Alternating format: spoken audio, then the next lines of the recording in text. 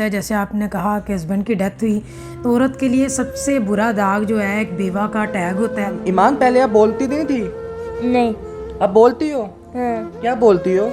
نام. کس کا نام؟ جیز. ایک بہت نعمت اور رحمت اور معجزہ کہہ لیں، بیٹی بیٹوں سے بڑھ کر تھی کہ معذور بچی تھی کہ 2-3 ماہ بعد ماشاءاللہ اس نے ایک ساؤنڈ نکالنی شروع کی جو کہ نام نہیں تھا، صرف ایک ساؤنڈ تھی، اور ہم بہت خوش ہوئے کہ اس نے کوئی آواز نکالی. جب السلام علیکم ناظرین، آپ دیکھ رہے ہیں لاہوری جلوہ. آپ کے ساتھ موجود ہے آپ کا خدمت گزار فہد حسن. ناظرین، اس دنیا میں بہت محنتی لوگ آپ نے دیکھے ہیں اور دیکھ رہے ہیں، لوگ بہت زیادہ اپنی زندگی میں محنت کرتے ہیں. ناظرین، ایسے ہی ایک خاتون ہمارے ساتھ موجود ہے جن کی 2002 میں شادی ہوتی ہے اور 2010 میں ان کے ہسبینڈ جو روڈ ایکسیڈنٹ پہ مارے جاتے ہیں. ان محترمہ کو اللہ پاک نے 3 رحمتوں سے نوازا ہے. ناظرین، رحمت آپ کو بتاتے چلے کہ 3 بیٹیاں ہیں محترمہ کی. ایک بیٹی جو سی ہے وہ ماشاءاللہ بالکل نارمل ہے، دوسری بیٹی کا نام ایمان ہے جو بالکل بھی بول نہیں سکتی تھی، اور ان کی ایک چھوٹی بیٹی وہ بھی ماشاءاللہ نارمل رہی. ان کے ہسبینڈ کے انتقال کے بعد ان کی زندگی میں بہت زیادہ مشکلات آئی جن کا انہوں نے سامنا کیا، مگر انہوں نے ہمت نہ ہاری اپنی بچیوں کو لے کر. آخر یہ کہاں جاتی، آخر انہوں نے دوسری شادی کیوں نہیں کی، انہی سے جانتے ہیں. اور ناظرین، آپ کو ایک خاص بات بتاتے چلے کہ 2011 میں انہوں نے اپنی جو بول نہیں سکتی تھی بیٹی، اسی کے نام سے فاؤنڈیشن بنائی. ایک کمرے سے فاؤنڈیشن سٹارٹ کرنے والی ماشاءاللہ اس وقت پوری بلڈنگ میں فاؤنڈیشن چلا رہی ہیں. ان سے جانتے ہیں کہ آخر ان کی زندگی میں یہ جتنا بھی پیریڈ گزرا ہے کیسا گزرا اور یہ کن کن مشکلات سے گزری ہیں اور مزید کیا ان کا فیوچر پلان ہے. جی السلام علیکم. جی وعلیکم السلام. کیسی ہیں آپ؟ اللہ کا شکر. اچھا، مجھے بتائیے گا کہ 2002 میں آپ کی شادی ہوتی ہے تو 2010 میں آپ کے خاوند کا انتقال ہو جاتا ہے. اس دوران ماشاءاللہ 3 بیٹیاں تھیں آپ کی. تو ہسبینڈ کے انتقال کے بعد 3 بیٹیوں کو پالنا، ان کی پرورش کرنی ایک اکیلی ماں کے لیے، اب ماں کے ساتھ ایک عورت بھی ہے جس کو معاشرے کی بہت زیادہ باتیں سننی پڑتی ہے، ایک عورت کو تنقید کا نشانہ بھی بنتی ہے. تو کن کن مشکلات کا آپ کو سامنا کرنا پڑا؟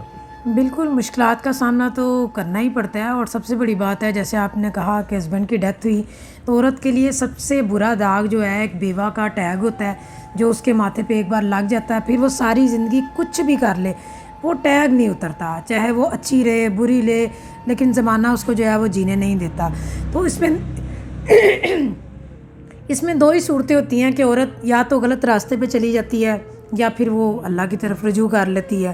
تو میں بھی غلط راستے پہ جا سکتی تھی، لیکن چونکہ اللہ تعالیٰ نے جیسے آپ نے بتایا 3 رحمتیں مجھے دی ہیں، اور سب سے بڑی بات ایمان کی صورت میں ایک بہت نعمت اور رحمت اور معجزہ کہہ لیں، بیٹی بیٹوں سے بڑھ کر تھی کہ معذور بچی تھی.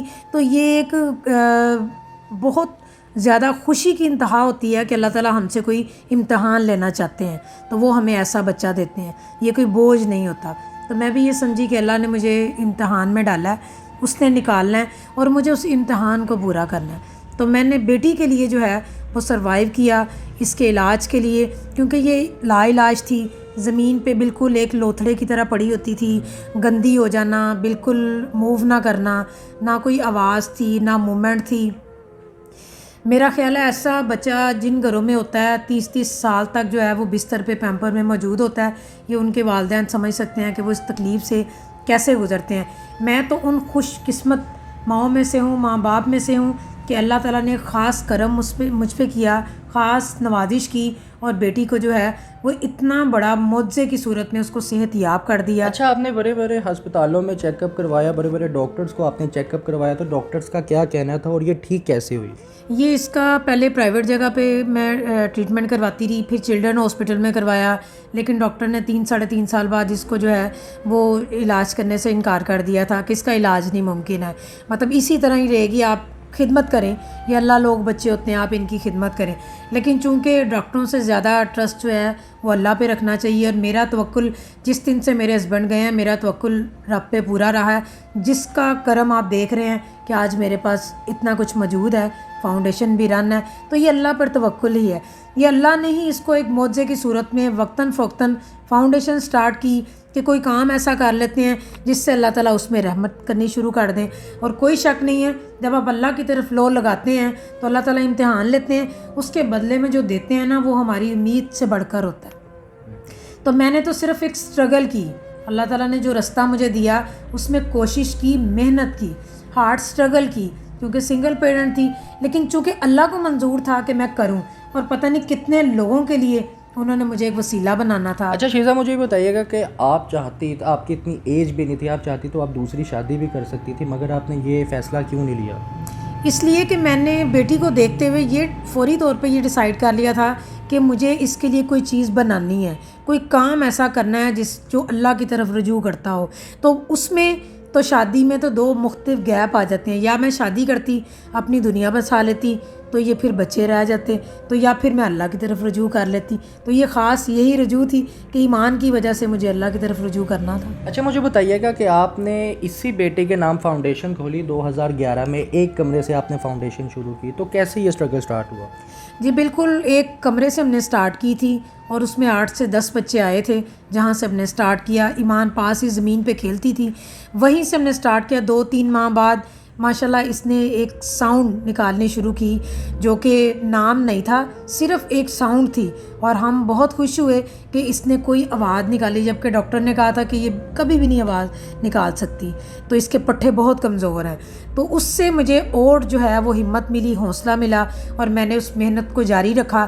میں نے راتوں کو دن میں ایڈورٹائزمنٹ وابلاٹون میں خود راتوں کو رات 12 بجے تک ہم نے اس کی ڈسٹریبیوشن کی کہ ہم نے اپنے فاؤنڈیشن کو بڑھانا ہے, کیونکہ ہمیں اللہ نے ایک کرن دکھا دی تھی. اس کرن کے لیے ہمیں پھر آگے کام کرنا تھا. پھر ہم نے ایک پوشن لیا, اس میں کام کیا. اور کون لوگ کہتے ہیں کہ ڈونیشن پہ ہی فاؤنڈیشن چلتی ہیں, میرا تو یہ توکل نہیں ہے کہ فاؤنڈیشن پہ چلتی ہیں. آپ اتنا سا کماتے ہیں, اس کو لگائیں, اللہ اس کو ڈبل کرے گا. آپ کو کسی ڈونیشن کی ضرورت نہیں پڑے گی. یہ ضروری نہیں ہے کہ آپ ہاتھ کر کے ہاتھ پھیلائیں اور مانگیں اور پھر اپنی فاؤنڈیشن کو چلائیں. اچھا مجھے بتائیے گا کہ یہ فاؤنڈیشن کس طرح کی ہے؟ صرف بچوں کو, غریب بچوں کو پڑھایا جاتا ہے یا پھر کچھ اور بھی یہاں پہ فیسلٹیز دی جاتی ہیں؟ جی غریب بچوں کو پڑھایا جاتا ہے, اور یہ صرف وہ بچے ہیں جو اسپیشل میں آپ کو بتانا چاہوں گی کہ جو بچے سلو لرنر ہوتے ہیں, یعنی جو گھروں میں ڈسارڈ ہوئے ہوتے ہیں, اسکولوں میں پیرنٹس سے دھکے کھائے ہوتے ہیں کہ یہ کچھ نہیں کر سکتے, ڈی گریڈ ہوئے ہوتے ہیں, تانے بازیوں سے تنگ آ چکے ہوتے ہیں, سڑکوں پہ نکال دیتے ہیں. ہم ان بچوں کو پالش کرتے ہیں. عام جو نارمل بچے ہیں, غریب بچے ہیں, ان کے لیے تو بے تحاشا جگہ ہیں. لیکن میری چونکہ سلو لرنر کی اور ڈسلیکسیا کی اسپیشلسٹ ہوں میں, تو میں نے وہی کام کرنا تھا جس کی میری اسپیشلٹی ہے. تو میں نے انہی بچوں کے لیے کام سٹارٹ کیا, اور ساتھ ان کے لیے سکلز پہ کام ہم کر رہے ہیں. اچھا شیزہ, مجھے یہ بتائیے گا کہ آپ کا گورنمنٹ آف پاکستان سے کیا پیغام ہے؟ میرا اسپیشلی ان سے یہی پیغام ہے کہ جس قسم کی میں نے فاؤنڈیشن بنائی ہے سلو لرنر کے لیے, یہ زیادہ سے زیادہ جو ہے وہ اس کی برانچز بنائی جائیں, کیونکہ ہمارے پاکستان میں اس کی بہت زیادہ ضرورت ہے. ہر اسکول میں, ہر گھر میں 100 میں سے 40 سے 50% بچے سلو لرنر ہیں, اور وہ کوئی اب نارمل بچے نہیں ہوتے, ہماری طرح کے انسان ہوتے ہیں, لیکن وہ شفقت, پیار اور توجہ مانگتے ہیں صرف. میں ان اسپیشل فیمیل کو میسیج دینا چاہوں گی کہ ہم ووکیشنل پہ بھی کام کرتے ہیں. جو میں جن مشکلات میں سے گزری تھی, میں چاہتی ہوں کہ وہ تمام لیڈیز جو کہ کم پڑھی لکھی ہیں اور ان کے پاس کوئی ہنر نہیں ہے, ایجوکیشن نہیں ہے, ہم ان پہ بھی کام کرتے ہیں. وہ آئیں, یہاں ہنر سیکھیں اور اپنی زندگی کے میں کچھ نہ کچھ کرنے کے قابل ہو جائیں, تاکہ وہ ان تکلیفوں سے نہ گزریں جن سے ہم گزرتے ہیں. اور اس کے لیے ہم سلائی کے کورس کرواتے ہیں, بیوٹیشین کا کرواتے ہیں اور کمپیوٹر کا کرواتے ہیں, تاکہ یہ بچیاں اپنی زندگی کو, اپنے خاندان کو جو ہے وہ سپورٹ کر سکیں. اور اسپیشلی ہمارے ہاں فاؤنڈیشن میں ان بچوں کے لیے دسترخوان لگتے ہیں, جو کہ کسی کو دکھانے کے لیے ہم کام نہیں کرتے. جس طرح میرا توکل تھا اللہ پہ کہ میری بیٹی کو انہوں نے صحت یاب کیا, اسی طرح ہماری فاؤنڈیشن میں ایک بار رزق کی کمی ہوئی تھی کرونا کی صورت میں, تو ہمیں بہت پریشانی کا سامنا کرنا پڑا. تو میں نے اپنے استاد میرے محسن قاسم علی شاہ صاحب ہیں, جن سے ہم سیکھتے ہیں اور ان کو سنتے ہیں اور اپنی زندگی کو جو ہے وہ سروائیو کرنے کے قابل ہوتے ہیں. تو میں نے ان کا کال سنا تھا کہ آپ کی جب انکم کم ہونے لگے, رزق میں کمی آنے لگے تو اسے بانٹنا شروع کر دو. تو میں نے تب سے اسکول میں جو ہے فاؤنڈیشن میں دسترخوان لگانا شروع کر دیا ہے. تو مجھے نہیں پتا کہ دن دگنی رات چگنی اس میں کیسے برکت ڈال رہی ہے, اور ماشاءاللہ 100 کے قریب ہمارا روزانہ دسترخوان لگتا ہے. اگر کوئی اس دسترخوان کو دیکھنا چاہے اور ساتھ بیٹھ کے اس کی خوشی کو محسوس کرنا چاہے تو ویلکم ہے, آپ فاؤنڈیشن میں آ سکتے ہیں. ناظرین اس بچی سے بات کرتے ہیں. السلام علیکم, ون کیا نام ہے آپ کا؟ ایمان ایمان. ایمان پہلے آپ بولتی نہیں تھی, نہیں اب بولتی ہو؟ ہاں کیا بولتی ہو؟ نام کس کا نام؟ جیز اچھا ایمان مجھے یہ بتاؤ بیٹا کہ یہ فاؤنڈیشن کون چلا رہا ہے؟ آپ کے ماما؟ ماما آپ نہیں چلا رہی؟ ہاں تو آپ کا دل کرتا ہے ماما کو کہوں ماما آپ جا کے بیٹھو اوپر, میں دیکھتی ہوں فاؤنڈیشن میں چلاتی ہوں, کرتی ہے؟ دل کرتا ہے. ہاں جی اچھا میں نے سنا ہے آپ کی ماما بھی یوٹیوب پہ ویڈیوز بناتی ہیں, ہاں جی کیسی لگتی ہے ماما کی ویڈیوز؟ بہت بہت بری؟ بہت اس سے بھی زیادہ بری؟ ہاں اس سے بھی زیادہ بری؟ ماما اچھی نہیں نا بناتی ویڈیوز؟ ہاں نہیں نا؟ نہیں کان میں بتا دو, نہیں نا بناتی ماما اچھی؟ ماما کو کیسی ویڈیوز بنانی چاہیے پھر؟ ٹھیک اچھی بنانی چاہیے. اچھا ہے ماما کو ڈانٹو. نہیں کیوں؟ ماما کو کہو نا اچھی ویڈیوز بنایا کریں آپ. اچھا ہے ہاں بچوں والی بھی بنایا کرے. آپ کیا بڑوں والی ویڈیوز بناتی ہیں؟ درجے ہاں ماما بات نہیں مانتی. نہیں کیوں؟ ہاں جی. اچھا ناظرین اگر آپ کو ویڈیو پسند ہے تو کامنٹ سیکشن پہ لازمی بتائیے گا. اسی کے ساتھ اپنے میزبان کو اجازت دیجیے. دیکھتے رہیے لاہوری جلوہ فہد حسن کے ساتھ. اللہ حافظ.